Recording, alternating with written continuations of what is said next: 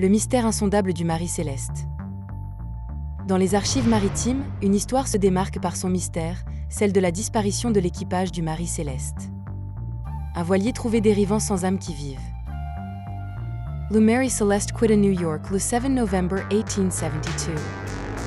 Destination Jeans. À bord, une cargaison d'alcool, le capitaine Benjamin Brigg, sa famille et un équipage expérimenté.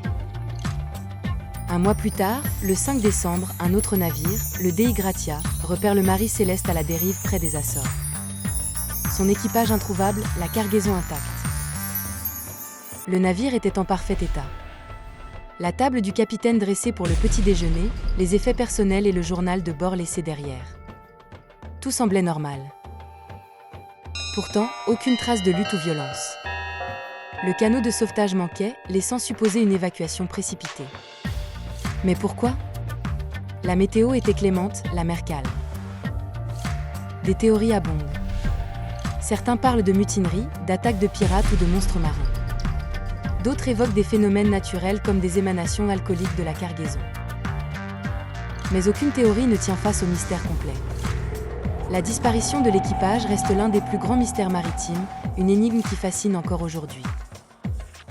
Le Marie Céleste est souvent cité comme un fantôme parmi les navires, une légende qui hante les mers. Son histoire est une invitation à imaginer, à spéculer. Qu'est-il vraiment arrivé à l'équipage du Marie Céleste? Nous ne le saurons peut-être jamais. Mais une chose est sûre, leur histoire continuera de naviguer à travers les âges.